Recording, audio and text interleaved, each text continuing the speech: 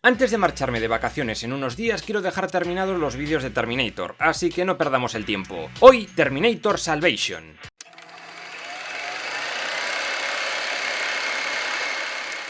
La película empieza en 2003, el año del juicio final según la anterior película. La doctora Serena Kogan visita a un preso llamado Marcus Wright y le convence para donar su cuerpo a Cyberdyne. ¿Por qué? Ya lo sabremos. ¿Qué hizo para acabar en el corredor de la muerte? Eso no lo sabremos. Ahora pasamos a 2018. El juicio final ha tenido lugar. La resistencia humana ha conseguido dar con una instalación secreta de Skynet y vemos a John Connor ya machacando máquinas. Pero no es el líder de la resistencia, al menos todavía. Ni tampoco hay armas de rayos láser como en los flashbacks anteriores. En esa base descubren que los Terminators parece que están experimentando con humanos y tienen varios prisioneros. Por supuesto, todo para desarrollar un nuevo robotito asesino, el T-800, el de la primera peli. También dices, joder, para ser una base secreta, qué poca seguridad hay. Resulta que todo era una trampa y las máquinas matan a todos los soldados del exterior y luego tiran una bomba. Matan a todos menos a Connor, por supuesto, que logra sobrevivir incluso al ataque de un T-600. Bueno, en realidad hay otro superviviente, Marcus, el tío que ejecutaron 15 años antes. ¿Cómo cojones ha logrado salir intacto del agujero en el que estaba y más si todo ha explotado? Misterio, no lo van a explicar. Volviendo con John Connor, como los del cuartel general submarino de la Resistencia no quieren revelar su posición, le dicen que se pire, pero el notas se tira en medio de un mar con un oleaje de la hostia para ir él personalmente al submarino. En serio, este tío está como una puta cabra. ¿Cómo ha sobrevivido a ese mar embravecido? Soy Batman. Vale, eso lo explica todo. Que además lo único que quería era información, que no era una cosa de vida o muerte, al menos en ese momento. El general Ashdown le informa de que, gracias a la información de la base secreta de antes, han encontrado la señal de radio con la que Skynet controla sus máquinas. Si logran bloquearla, las máquinas quedarán desactivadas y ellos ganarán la guerra. Y otra cosa importante, Skynet tiene una lista negra con ciertos objetivos humanos a eliminar. Connor es el segundo de la lista y el primero es un civil desconocido llamado Kyle Reese. No me jodas, Connor ya sabe que es su padre, pero claro, como mierda es Skynet de 2018 sabe que Kyle Reese es el padre de Connor y por lo tanto una amenaza. ¿Quién se lo ha contado? ¿Un Terminator de 2029 que ha viajado 10 años al pasado? Aún así ese Terminator solo sabría que Reese viajó al pasado y ya está. No puede saber si tuvo éxito o no y mucho menos que se folló a Sarah Connor creando una paradoja. Para mí, este es el segundo agujero más grande de la peli. El primero es el plan de Skynet, que ya veréis que es una puta mierda. Continuando con la peli, Marcus llega a Los Ángeles y flipa, porque está todo destrozado. Él se acaba de despertar y no se había enterado del apocalipsis. Buscando ayuda, acaba topándose con un T-600, y este empieza a dispararle. Luego veremos que esto no debería tener mucho sentido, pero bueno.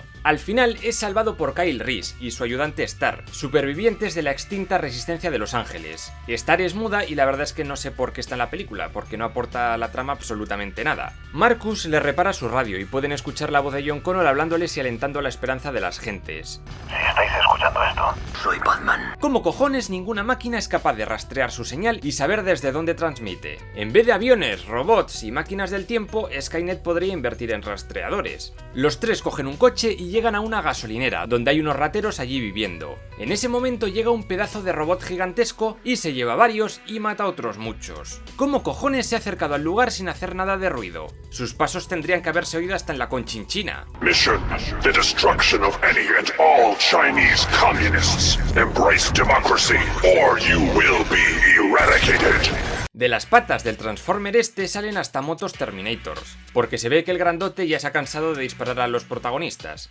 Les persiguen hasta un puente, donde aparece una nave gigantesca que podría haber destruido toda la estructura muchos segundos antes, pero no, tiene que ponerse enfrente de ellos y girar, perdiendo muchísimo el tiempo y exponiéndose a una toñeja. Al final, Kyle Reese y Star son capturados por la nave, enchironados con otra gente y transportados a San Francisco, donde se supone que está la central de Skynet. Por otro lado, Marcus y una piloto amiga de Connor, Blair Williams, se conocen, se hacen coleguis y ponen rumbo al cuartel general de la Resistencia. Más tarde hay una escena de la chavala desnudándose en mitad de la lluvia y mirando al tipo como diciendo ¡métele la polla por el culo, maldito puerco degenerado! Y más cosas que tampoco tienen mucho sentido.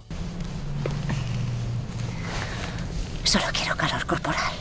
Hay una hoguera justo enfrente. Por cierto, ¿no detectará ese calor algún robot volador de esos? Connor y su amigo Barnes prueban el invento para bloquear las señales de Skynet y verifican que funciona. Luego sabremos que todo esto es para conducir a los protagonistas a otra trampa. ¿En serio hacía falta enseñar a tu enemigo tu mayor debilidad? ¿O solo es una treta más de Skynet?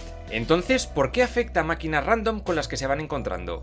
Connor le da las buenas noticias a Ashdown, y este le contesta que todo guay y que bombardearán con ello la central de Skynet, incluyendo a todos los prisioneros humanos, algo a lo que Connor se opone, por supuesto. Pero es que si tienes un chisme que paraliza las máquinas, ¿qué cuesta ir allí, rescatar a la gente y luego volarlo todo? Llegamos a la mitad de la película y al girote épico. Marcus y Blair ya casi han llegado a la base de la resistencia, solo tienen que pasar por un campo de minas magnéticas. Si no eres un Terminator, estás a salvo. Y entonces... ¡boom!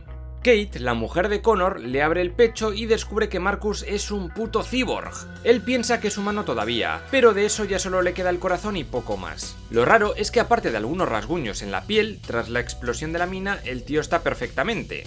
Intentasteis matar a mi madre, Sarah Connor. Matasteis a mi padre, Kyle Reese.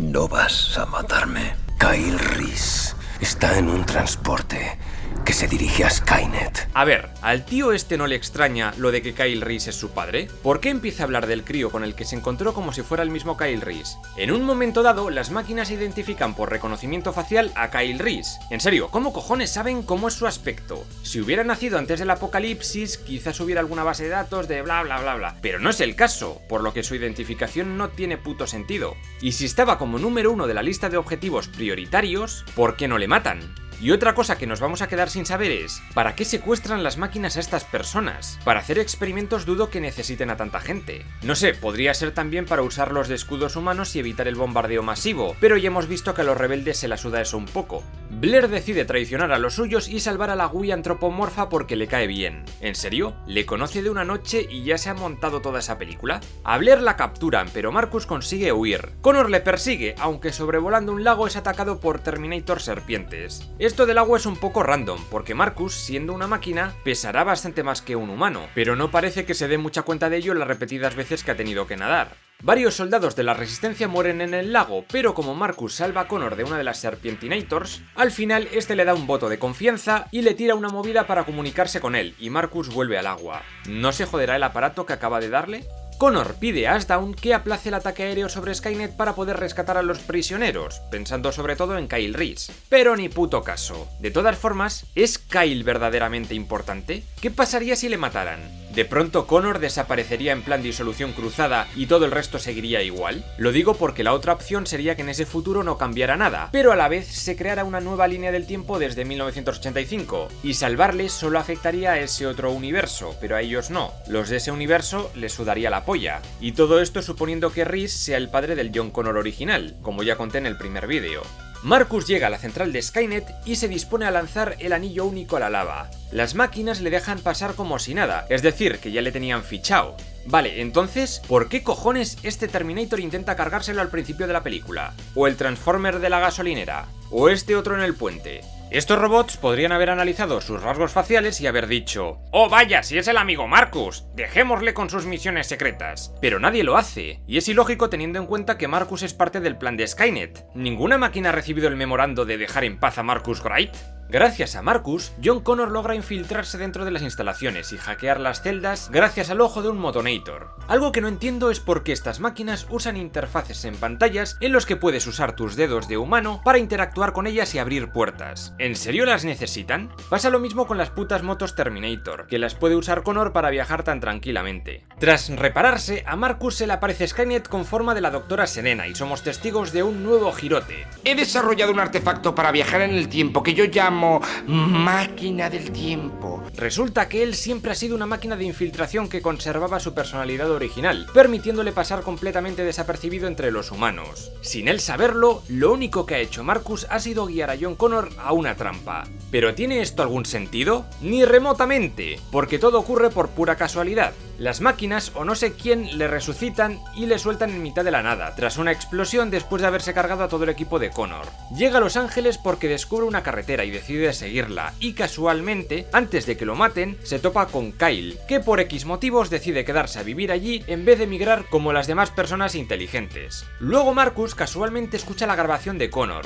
Luego casualmente Blair se eyecta de su avión y se encuentra con Marcus. Llega donde Connor por puro azar, que además Connor ya iba a ir a la base de Skynet igualmente. La única diferencia es que ahora sabe que por ahí está su padre encerrado, pero es que Marcus tampoco es un factor determinante. Las máquinas podrían haber filtrado esa información igual que con lo de la lista negra, y ya. Y otra cosa, ¿por qué Skynet le cuenta a Marcus que le ha estado manipulando todo este tiempo? ¿No ve que se le va a volver en su contra? Luego pasa lo que pasa. Los del submarino empiezan a emitir la señal para paralizar a las máquinas y se dan cuenta de que todo es una trampa para localizarles. Les detectan y les hacen reventar en 1000 pedazos. Pero, ¿cómo cojones logran detectarles a ellos y no son capaces de localizar ninguna de las transmisiones de Connor? ¿Y por qué esa frecuencia antes paralizaba las máquinas y ahora ya no? John Connor llega donde se supone que está Rhys, pero con quien se encuentra es con un Terminator con forma de chuache, el T-800, el primero de su tipo, supongo. ¿En serio este era el plan magistral de Skynet? ¿Dejar entrar a tu mayor enemigo en una de tus fábricas más importantes y la única trampa que pones es un puto T-800 de mierda en bolas y sin ningún tipo de arma? Haber esperado un poco más y tendrías 20 que le ataquen a la vez, no me jodas. Y como todos los Terminators malvados, tiene el puto defecto de no aplastar el cráneo a sus víctimas nada más verlas. En cambio, zarandea a su presa y lo lanza en muchos sitios, causándole solo heridas leves y dándole tiempo a pensar una estrategia con la que salir victorioso. Y luego, ¿por qué coño el Terminator no corre y va siempre despacito? Que es un Terminator, no Jason de Viernes 13. Podrá correr, digo yo. En resumen, ¿dónde está Rhys? Está retenido por las máquinas en otro sitio. ¿Por qué? Es decir, ¿por qué las máquinas le dejan vivo? ¿Por qué no le han ejecutado una vez capturado? ¿Por qué esperar a que venga Connor si estaba yendo hacia allí de todas formas? ¿No se supone que si lo matan a él, matan a Connor? Es que Rhys es completamente innecesario para el plan de Skynet. Dejarle vivo no tiene sentido. Al final padre e hijo se encuentran, pero el T-800 les interrumpe. Ni hablar de sus cosas pueden. El caso es que se tiran por una pared y mágicamente el Terminator ya no les persigue. Y los tíos se dan cuenta de que están en una fábrica de T-800 y deciden volarla toda con las células de combustible, que son como bombas nucleares en miniatura, ya lo vimos en la tercera parte. Pero aquí hay algo que no cuadra. El Terminator de la tercera era un T-850, un modelo superior. ¿Significa esto que el T-800 de las dos primeras pelis también tenía esas células tan potentes? ¿No hubieran explotado en la prensa o al entrar en contacto con el metal fundido? Y hablando de metal fundido, mientras Connor intenta escapar del T-800, logra que a este le caiga una cantidad ingente de esta mierda. Y dices, ya está, ha tenido que morir. Pues no, sigue perfectamente. ¿Cómo coño es eso posible? Si vimos en la segunda peli que todos morían así. En fin, enfriando el metal, Connor consigue paralizarle y resucita a Marcus, quien minutos antes había intentado ayudar al protagonista, pero el T-800 le hizo un movimiento Kill Bill en el corazón que le dejó fulminado. Pero justo cuando logra resucitarle, el T-800 le atraviesa con un hierro. Marcus se enfada y le arranca la cabeza. Connor es evacuado en un helicóptero por sus amigos, porque resulta que Skynet tiene una seguridad de mierda y toda la instalación vuela en 1000 pedazos. Connor está moribundo con el corazón pachuchillo y al final Marcus se ofrece a donarle su corazón. ¿Se pueden hacer trasplantes de corazón en mitad de la nada? Esta gente debe de ser la hostia operando. Y ese es básicamente el mensaje de la película. ¡Dona órganos, hijo de puta! Ten corazón y no seas como las máquinas. Y la película acaba con una frase que todos conocemos muy bien. Soy Batman. No hay más destino que el que nos forjamos. Sí, eso estaba bien en las dos primeras pelis, pero la tercera dejaba eso en entredicho. Y hasta aquí Terminator Salvation, un intento de hacer algo nuevo con la saga, pero que no terminó de convencer a nadie. Recuerda que si quieres echarte unas risas con los fallos argumentales de un montón de pelis, suscríbete aquí, que no cuesta nada, y dale a la campanita, y dona órganos, joder. Y el libro oficial del canal ya está a la venta, hablo de muchísimas pelis hartas, os dejo abajo enlaces. E insisto, todas estas personas que salen aquí ya han donado sus órganos, y están luchando contra las máquinas, son unos cracks. Nos vemos en el próximo vídeo.